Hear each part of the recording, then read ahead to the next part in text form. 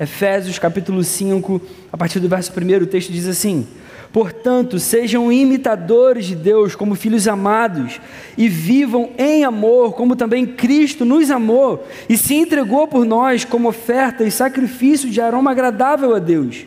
Que a imoralidade sexual e toda impureza ou avareza não sejam nem sequer mencionadas entre vocês, como convém a santos. Não usem linguagem grosseira, não digam coisas tolas nem indecentes, pois isso não convém. Pelo contrário, digam palavras de ação de graças.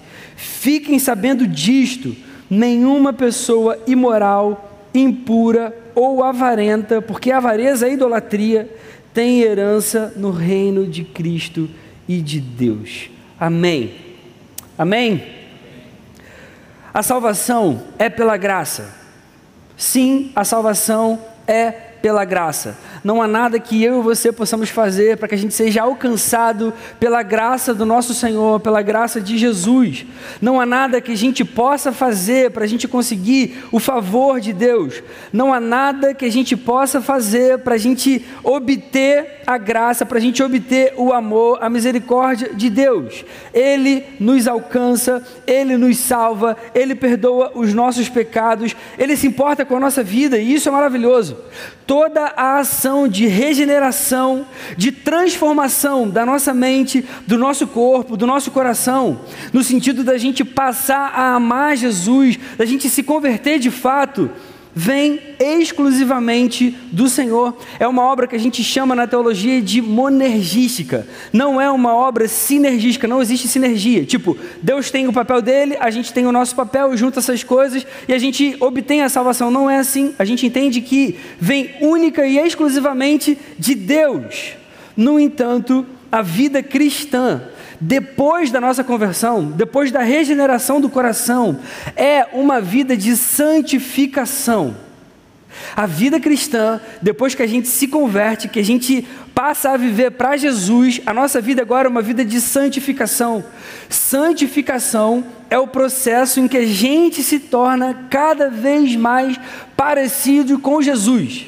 Santificação é isso, é o processo que o Espírito inicia na nossa vida, que faz com que a gente a cada dia, à medida que a gente busca, à medida que a gente caminha com o Senhor, a gente se torna mais parecido com Ele, com o nosso Salvador. Santificação é esse processo. Nós, depois de convertidos, somos chamados a dar um bom testemunho. A gente é chamado a lutar contra o pecado. A gente é chamado a negar a nós mesmos, a tomar a nossa cruz, a seguir a Cristo. E por que todas essas coisas acontecem? Porque Ele mesmo fez isso.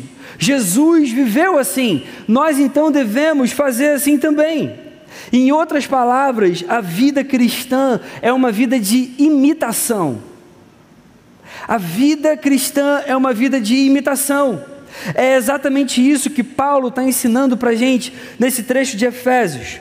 Sejam imitadores de Deus. Sejam imitadores de Deus. Olhem o que Ele fez e façam igual. Vivam como Ele viveu.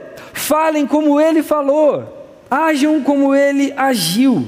E sim, galera, existe um nível de vida com Deus que se espera de nós, uma vez que nós fomos convertidos, uma vez que nós fomos regenerados.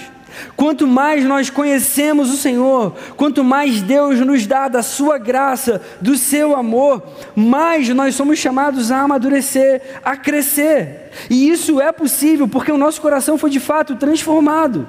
O que Deus espera de mim e de você não é algo impossível. De forma nenhuma. É impossível sim para um não crente, para o ímpio. Para o ímpio é impossível. É impossível pedir que ele ame ao Senhor. É impossível pedir que ele viva de uma forma santa. Ele nunca vai conseguir fazer isso. Nós que temos o nosso coração regenerado, transformado, nós conseguimos sim, porque Deus nos dá essa capacidade. A gente consegue viver dessa forma. O que Deus espera de nós não é algo impossível. E a Bíblia vai ensinar isso para mim e para você. Quanto mais é dado a nós, mais se espera de nós. Guarda no seu coração. Lucas 12:48. Aquele a quem muito foi dado, muito lhe será exigido. Aquele a quem muito se confia, muito mais lhe pedirão. Você já teve uma experiência maravilhosa com o Senhor? Você recebeu muito de Deus? Você foi muito perdoado por todos os seus pecados? Você percebe isso na sua vida? Mais vai ser pedido de você. Mais se espera da sua vida. Deus te dá em abundância, Ele espera que você devolva em abundância. Deus te dá o conhecimento dEle, Ele espera que você passe isso para frente. Deus te dá o perdão, Ele espera que você perdoe. Deus te enche de amor, Ele espera que você ame. Quanto mais você recebe de Deus, mais se espera de você. É por isso que não se tem o mesmo rigor com um novo convertido que se tem com alguém que já caminha há anos na fé, por exemplo. Porque pouco, muito entre aspas, é óbvio que um novo convertido recebe muito de Deus, mas pouco ainda foi dado para um novo convertido.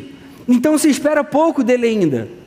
Você não pode esperar muito de alguém que conheceu o Senhor ontem ou semana passada. Mas para você que já caminha há muitos anos, que já conhece Jesus, que já sabe a respeito da verdade, da palavra de Deus, muito é esperado da sua vida.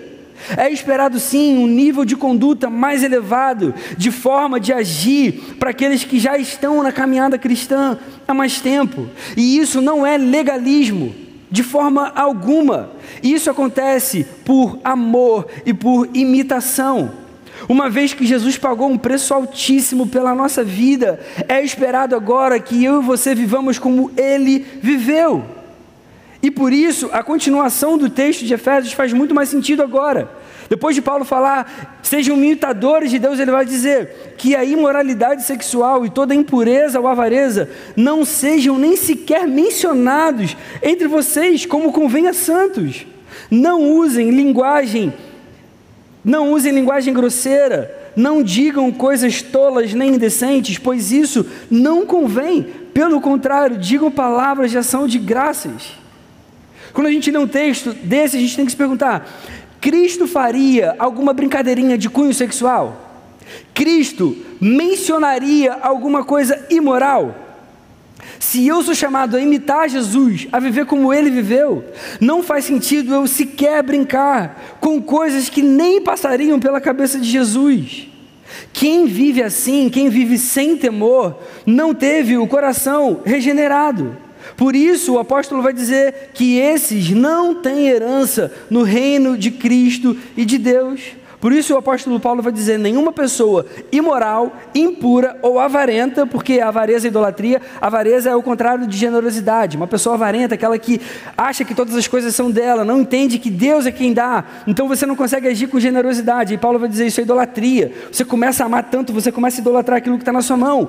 Pessoas assim não têm herança no reino de Cristo e de Deus, não entenderam do que se trata o Evangelho. É isso que o trecho está ensinando para mim e para você. E a gente lê.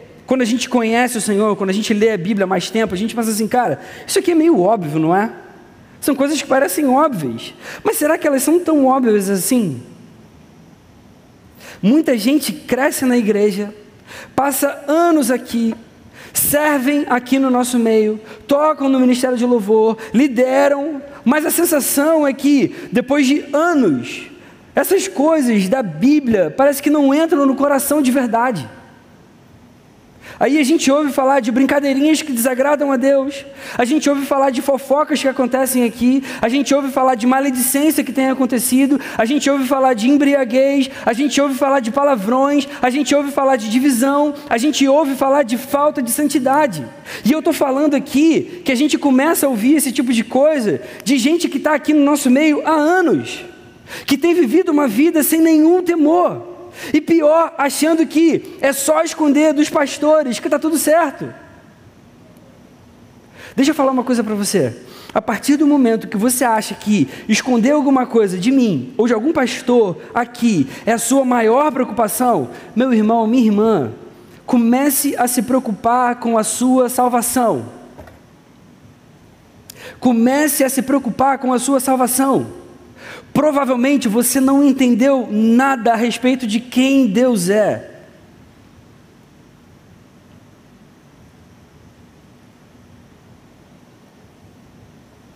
A Bíblia ensina algo que deveria fazer a nossa perna tremer de temor e medo. Gálatas 6:7. Não se enganem, de Deus não se zomba. pois aquilo que a pessoa semear, isso também colherá. De Deus não se zomba. Ainda que você consiga esconder de nós, ainda que você consiga esconder dos seus amigos, ainda que você consiga esconder dos seus pais, ainda que você consiga esconder de todo mundo, você nunca vai conseguir esconder nada de Deus. E Ele é quem você mais tinha que temer.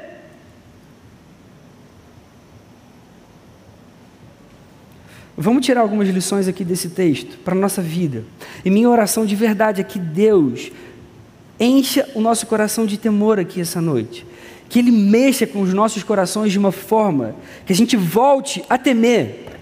Porque, de verdade, uma vida vivida sem temor é uma vida praticamente morta.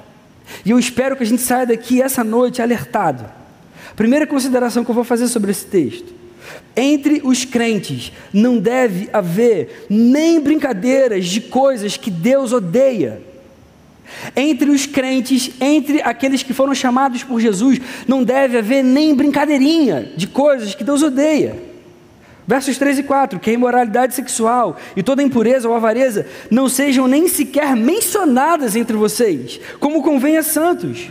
Não usem linguagem grosseira, não digam coisas tolas nem indecentes, pois isso não convém. Pelo contrário, digam palavras de ação de graças. Galera, existem coisas que, por se tratarem de pecados que Deus abomina, não deveriam nem ser mencionadas pelos santos. Quem são os santos aqui? Os santos são os que creem em Jesus. Os santos aqui são os efésios que estavam recebendo essa carta. Somos nós hoje. Nós somos santos. Nós fomos separados por Deus. Nós fomos chamados a uma vida de santificação. Nós somos santos. Não somos perfeitos ainda, mas nós já somos santos. Nós já fomos separados por Deus. Não convém aos santos, não convém a nós alguns tipos de atitude. Não convém a nós imoralidade sexual, não convém a nós impureza, não convém a nós avareza. Aqui no texto, o apóstolo Paulo está chamando a atenção que são coisas tão abomináveis que não deveriam nem ser mencionadas. Você acha que Jesus faria brincadeirinhas com o pecado? Aí, Pedrão, faz essa parada aqui, Aí, Tiagão, aí pensa numa brincadeirinha aí. Bem sem noção de mau gosto. Você acha que Jesus faria isso? Jesus não faria isso. Então, eu e você não deveríamos nem mencionar. Não é para brincar, não é para zoar, não é nem para falar sobre. O que a gente considera pecado? É tudo o que a Bíblia chama de pecado. Aqui no texto fica claro, por exemplo, que a imoralidade sexual é pecado. O que é imoralidade sexual, Felipe? É tudo o que tem a ver com o sexo, ou que seja de cunho sexual, que seja fora dos parâmetros de Deus na sua palavra. Qual que é o parâmetro de Deus para a gente falar sobre sexo? Sexo foi algo criado por Deus, algo que é bom. Mas qual é o parâmetro para a gente utilizar isso que Deus criou? Um homem, uma mulher no vínculo do casamento. Precisa haver independência do homem e da mulher dos seus pais, precisa haver compromisso dessas duas pessoas mediante voto, e que seja algo diante de Deus e diante dos homens. Você tem todos esses parâmetros atingidos, faça muito sexo então com a sua esposa, com seu marido, é coisa maravilhosa de Deus. Agora, fugiu desse parâmetro é pecado.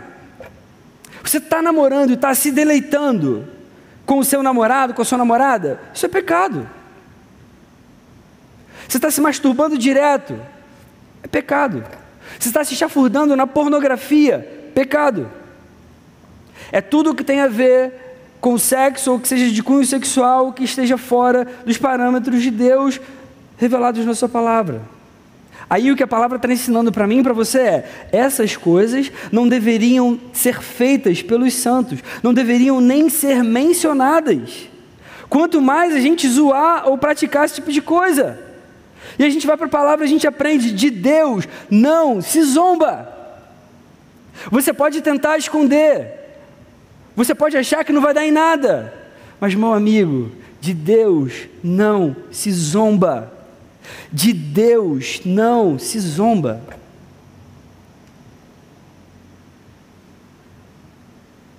Impureza, por exemplo, tudo que é impuro, Tudo que é impuro, de acordo com a palavra de Deus, é pecado. Aqui em Efésios, Paulo está endereçando aqui algumas questões mais pontuais para essa igreja em específico. Por isso que Paulo só vai falar de 3 coisas aqui. Ele vai falar de moralidade sexual, de impureza e de avareza. Mas a Bíblia vai ter várias listas assim, que vão ampliar muito o leque dessas coisas que não convém aos santos. Quando a gente lê, por exemplo, Gálatas, capítulo 5, versos 19 a 21, o apóstolo Paulo vai dizer já agora de uma forma bem mais extensa: as obras da carne são conhecidas e são imoralidade sexual, impureza, libertinagem, idolatria, feitiçarias, inimizades, rixas, ciúmes, iras, discórdias, divisões, facções, invejas, bebedeiras, orgias e coisas semelhantes a essas.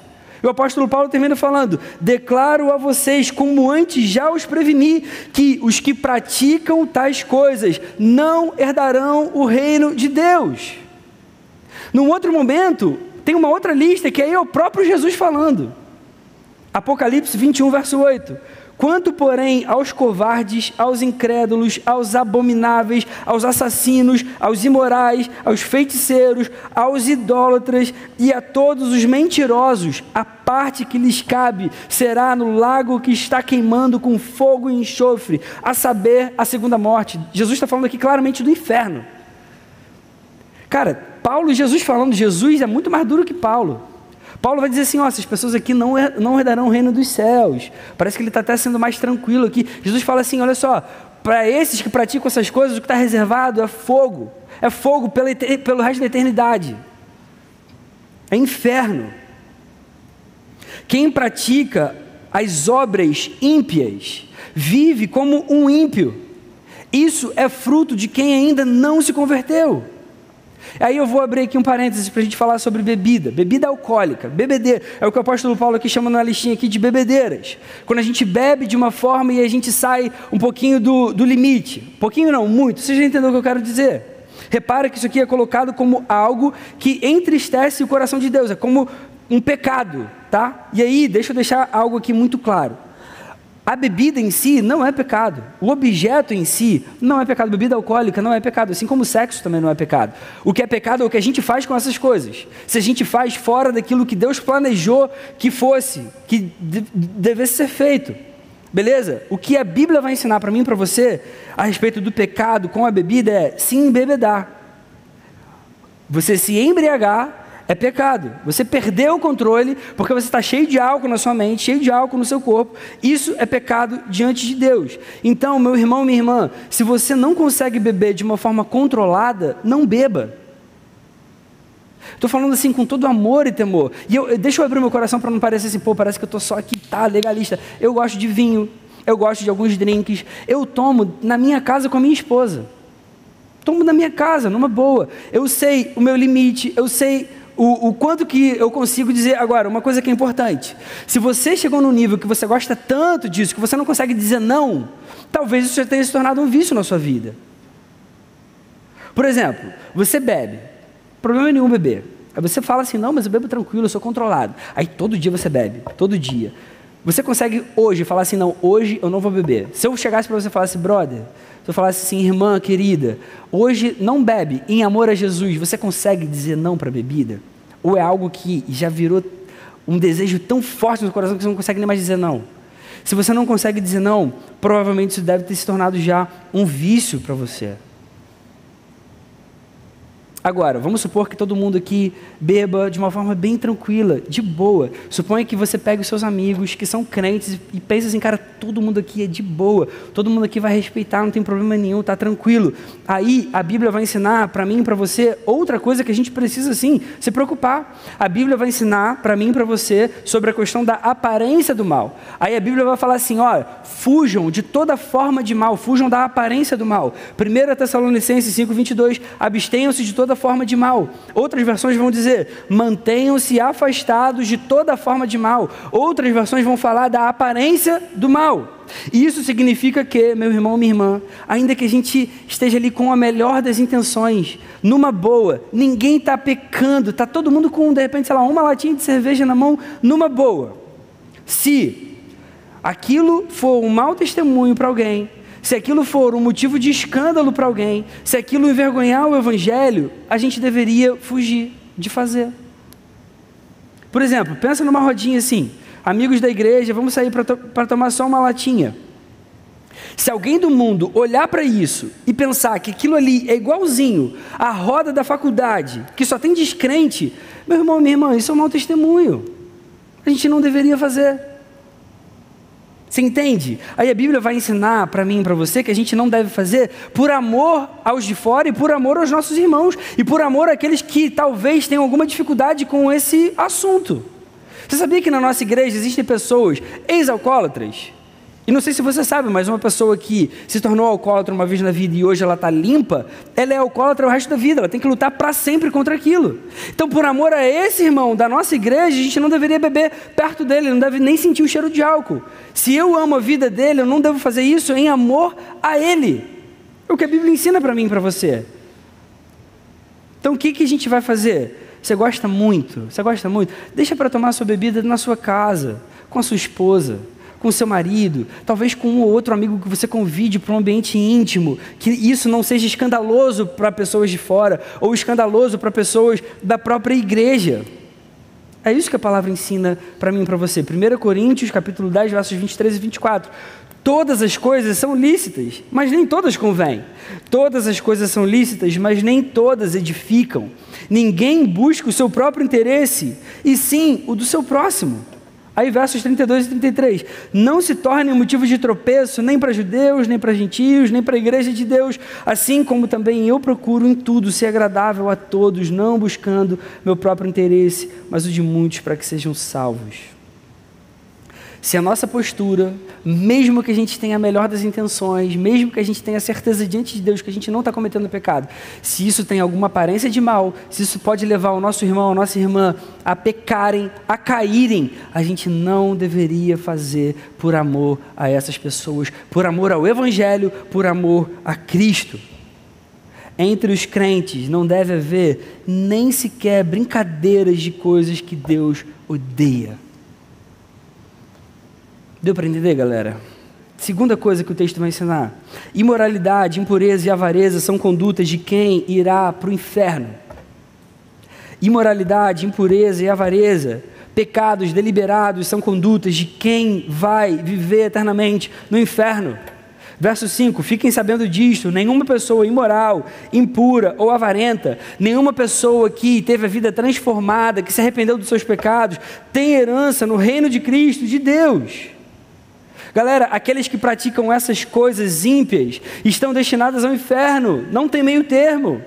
Não existe pecado de brincadeirinha e pecado sério, isso não existe. Existem sim níveis de pecado, tem pecados que são mais graves aos olhos de Deus. A gente acredita nisso aqui, a teologia reformada entende isso. Existem pecados que são muito graves, outros menos graves, mas qualquer pecado é pecado diante de Deus e é horrível.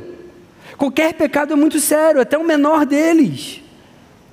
Uma pessoa que se diz crente, mas pratica imoralidade, pratica impureza, avareza, qualquer outro pecado que um não crente faz, é bem provável que essa pessoa não seja de fato um cristão regenerado. Olha o que o texto está ensinando para a gente.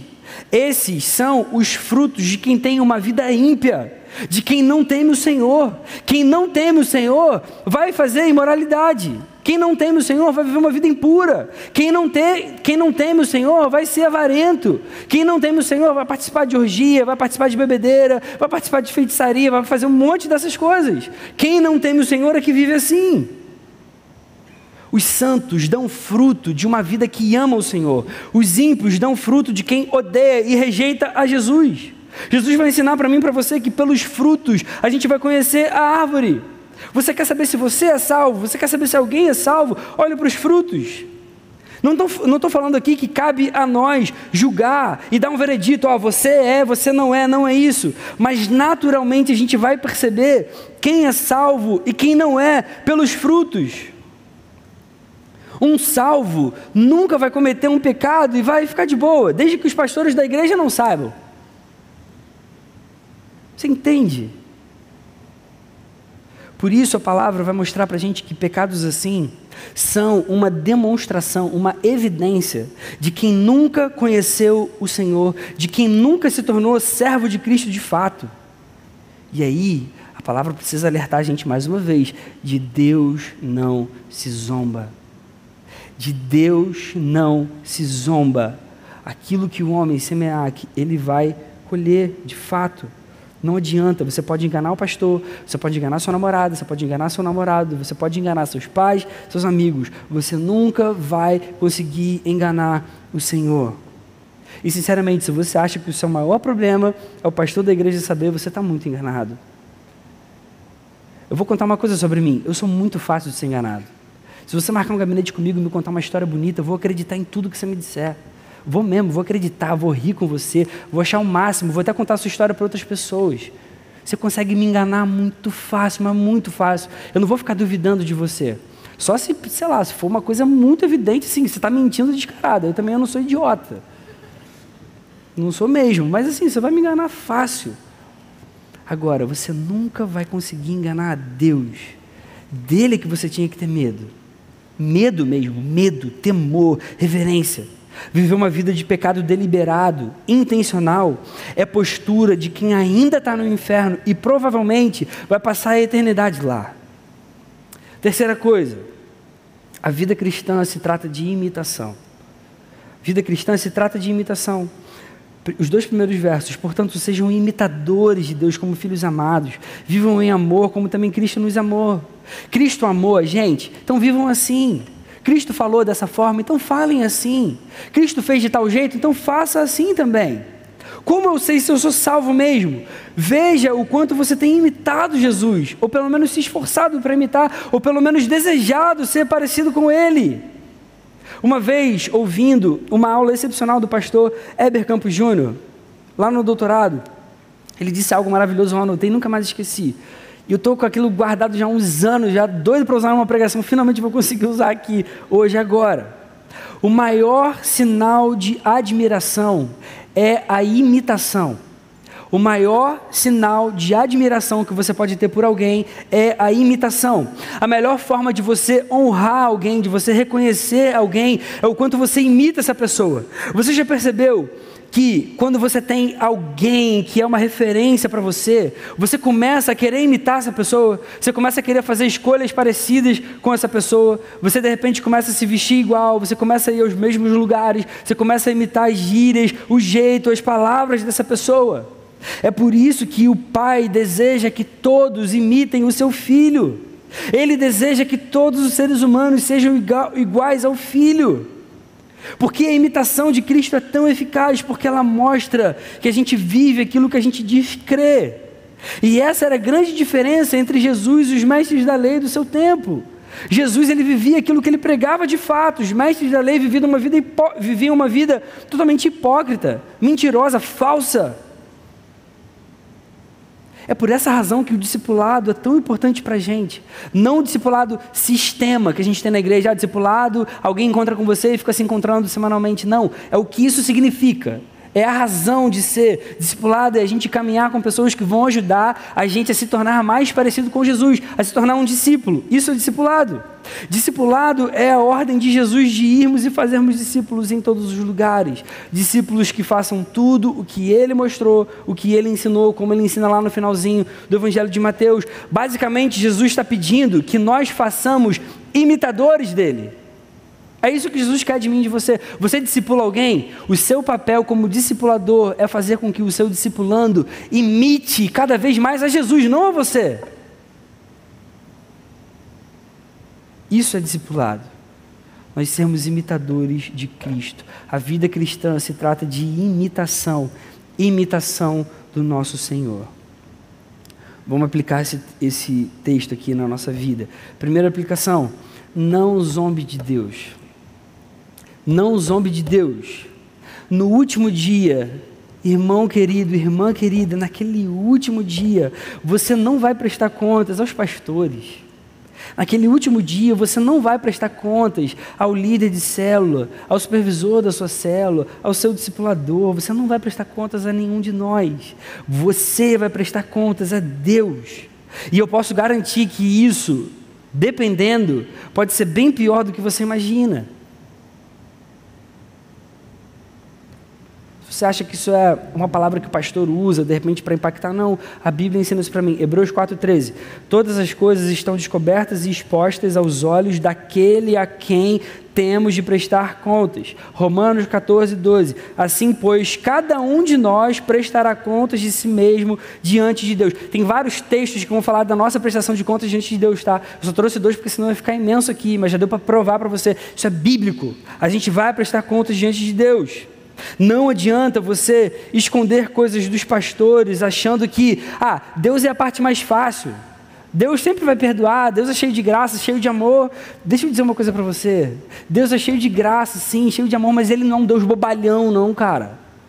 Não é aquele Deus, bobalhão que está lá, que não se importa com nada. Peca lá de novo, beleza, perdoei. Como se Ele fizesse vista grossa. Isso é tão sério que o Filho precisou morrer numa cruz. Precisou da própria vida, Ele foi rasgado, Ele foi moído, Ele foi torturado, Ele foi para aquele lugar para morrer a nossa morte, por causa do nosso pecado, para mostrar quão feio, quão sujo, quão nojento é as nossas imperfeições diante de Deus, todos os nossos pecados, todas as nossas imundícies, todas as nossas falsidades, todas as nossas mentiras, todas as nossas nojeiras. E se você acha que Deus não se importa, é bom você começar a ter temor. O juízo sempre vem. Nessa vida e na vida posterior, não zombe de Deus. Você está em pecado. Você tem vivido uma vida de pecado. Você fez alguma coisa escondida. Então, querido irmão, querida irmã, confesse. Procure ajuda, mude. Essa palavra inteira é para a gente chegar nessa conclusão. Eu não quero chegar aqui e ficar cagando regra, não, cara. Eu sei das minhas imperfeições e dos meus pecados. É para a gente se arrepender diante de Deus. É para a gente mudar. É para a gente se aproximar do nosso Senhor de verdade. É para a gente ter o coração purificado. É para a gente ter o coração limpo. Para a gente parar de viver uma vida hipócrita aqui dentro desse lugar. Mude, confesse o seu pecado, procure ajuda. Não zombe de Deus. Segunda aplicação, se você está distante, volte a temer o Senhor. Tema o Senhor, tenha temor, leve isso a sério. Provérbios 9:10 vai ensinar aqui, o temor do Senhor é o princípio da sabedoria, é o início. Você quer ser uma pessoa sábia, você quer começar a ter sabedoria, comece a temer. Comece a temer. Sabe por que tantas vezes a gente cede à pressão dos outros para fazer besteira? Ou porque a gente cede à tentação do nosso próprio coração e acaba caindo em pecados horríveis? Porque a gente perdeu o temor. Se a gente estiver cheio de temor, a gente não vai pecar. Sem temor, a gente toma atitudes tolas de quem não é sábio. A gente faz besteira, a gente peca. A falta de temor leva a gente a ter uma vida igual a do ímpio. A gente precisa voltar a ter temor diante de Deus, um Deus que é santo, um Deus que é puro.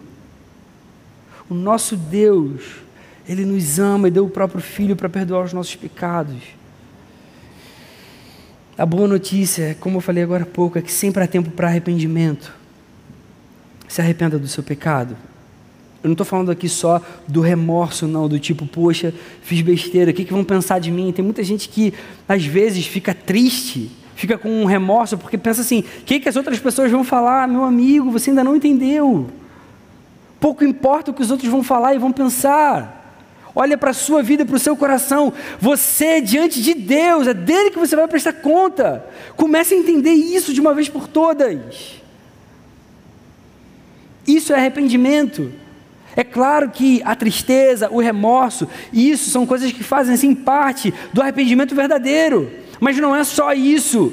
Precisa haver mudança depois. Precisa ter mudança de postura. O que bebia e envergonhava, não beba mais. O que pegava geral e barbarizava, não faça mais. O que transava com qualquer um, o que transava com a namorada, com o namorado, não faça mais isso. O que mentia, não minta mais. O que fofocava, não fofoque mais. O que brigava, não brigue mais. Isso é arrependimento, gente. Isso é arrependimento. Se você vive uma vida em que o pecado não causa mais tristeza ou constrangimento, questione se você é crente mesmo. Questione se você é salvo. Porque quem faz essas coisas é quem não é salvo. Essa é uma postura de quem nunca amou o Senhor de verdade. Um crente em Jesus, uma pessoa salva, vai ter temor. Quando pecar, vai sentir tristeza, a ficha cai rápido. Você quer logo se arrepender, você quer logo voltar para os braços de Jesus, você quer logo acertar a sua condição, você quer logo ajuda, você quer logo agradar a Ele de novo. Se você é crente de verdade, se você tem certeza da salvação, mas mesmo assim você sente que está distante, volte a temer, volte a ter reverência, a ter respeito, até medo também. O medo também faz parte do temor. O temor do Senhor é o princípio da sabedoria. É o temor que vai te ajudar a dizer não para alguns pecados que são muito difíceis. É o temor que vai te ajudar naquele momento que você está já beijando já de uma forma muito mais quente, 2h da manhã, no escuro, sem ninguém vendo, e vai falar assim, não, chega, eu não quero entristecer o meu Salvador. É só uma pessoa com temor que consegue agir assim. É o temor que vai te ajudar a tomar boas decisões com sabedoria, porque o temor do Senhor é o princípio da sabedoria. É o temor que vai te ajudar a ter uma vida cheia de paz, cheia de segurança na presença de Deus. É temendo que a gente vai viver uma vida de sabedoria. E por fim, a última aplicação, seja um imitador de Jesus. Seja um imitador de Jesus. Sempre reflita se Jesus faria aquilo que você está fazendo ou deseja fazer. Jesus pegaria aquela menina? Jesus agiria de um modo displicente? Jesus seria um cara de pavio curto? Jesus viraria as costas para o Pai só para realizar uma vontade carnal? Não, Jesus tinha temor, ele tinha reverência diante do Pai. Jesus foi a pessoa mais sábia que já pisou nesse mundo. Essa é a ordem bíblica para nós. Sejam imitadores de Deus como filhos amados. É por isso que a gente precisa estar sempre em contato com Deus, orando diariamente, mantendo a nossa devocional em dia, lendo a Bíblia. Se a gente vai imitar o nosso Senhor, a gente precisa saber o que Ele fazia. Para eu imitar, eu preciso saber o que Ele fazia, como Ele pensava, como Ele agia em cada situação, quais eram as suas prioridades, quais eram os seus desejos.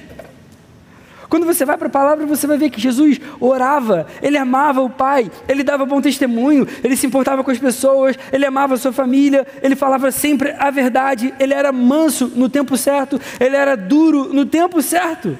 A gente tem que imitar tudo isso. Concluindo, nosso Deus é um Deus santo, é um Deus completamente separado, perfeito.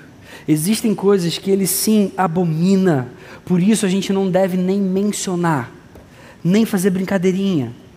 Não zombe de Deus, não zombe de Deus. Não adianta viver em pecado e achar que isso é de boa. E na boa, se você vive uma vida de pecado, cara, você está perdendo seu tempo aqui. Sério. Você quer se acertar com Deus, vai ser uma alegria a gente caminhar junto. Eu tenho uma alegria em trocar ideia, em orar junto, em caminhar. Mas meu irmão, minha irmã, reflita se é isso que você deseja para o seu coração. Não adianta tentar esconder pecado achando que ninguém vai saber, ou então não vai dar em nada. É óbvio que vai saber, deixa de ser burro. É claro que uma hora as pessoas vão saber. Confesse o quanto antes, busque ajuda, corra para Cristo. Ele ainda está de braços abertos esperando aqueles que desejam de verdade se acertar. Não zombe de Deus, não zombe de Jesus. Viva em verdade, viva em santidade debaixo da sua graça. Todo pecado tem consequência. Mude enquanto há tempo. Viva para glorificar aquele que te chamou, aquele que te salvou. Volte a imitar o seu Salvador. E pode ter certeza que essa é a melhor forma de viver. Antes de eu orar, eu quero só falar mais uma vez para ficar muito claro, gente. A minha maior intenção com tudo que eu trouxe aqui para falar, primeiro essa pregação foi para mim, tá? É fazer com que a gente se volte para o Senhor, cara. De verdade, é fazer com que a gente volte a ter temor diante de Deus. Que a gente volte a amar Jesus com todo o nosso coração de verdade, cara. Para que a gente não viva uma vida fingida, para que a gente não viva uma vida hipócrita, para que a gente não viva uma falsidade aqui, senão a gente só vai perder o nosso tempo. Não pense que eu dei recado para ninguém aqui, não pense que essa pregação foi pensando em alguém específico, não foi. Não foi, é para o nosso coração, é para a gente enquanto igreja, enquanto povo de Deus, para que Deus volte a se alegrar com a nossa vida, para que o Espírito Santo volte a encher esse lugar, volte a encher o nosso coração, volte a fazer com que a gente se alegre na presença de Deus. E eu espero muito que isso faça diferença na sua vida aqui essa noite, que você mude, que você seja transformado pela atuação do Espírito, que Ele toque profundamente lá dentro e faça você querer viver de forma diferente daqui para frente, de verdade, para a glória de Jesus, cara. Para a glória de Deus. Senhor, muito obrigado pela sua palavra, Senhor.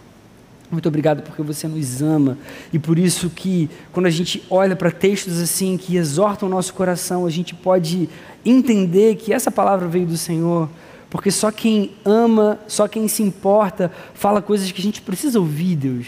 Obrigado por esse amor, Senhor. Obrigado por se importar mesmo com a nossa vida. Ajuda a gente agora a viver diferente, Senhor. Ajuda a gente a ter temor no nosso coração de verdade. Temor profundo. Temor que faz com que a gente queira o Senhor, que faz com que a gente queira deixar todo o pecado para trás, faz com que a gente queira confessar, que a gente queira se arrepender, para que o Senhor seja exaltado em todo o tempo. Senhor, fala o nosso coração de uma forma muito especial. Transforma as nossas vidas. Transforma esse grupo, Senhor, esse ministério, enche a gente com o Teu Espírito, traz desejo por santidade aqui, Senhor, para cada um de nós, para que o Seu nome seja exaltado em todo o tempo, e é no nome santo de Jesus que eu oro assim, Senhor, amém, amém.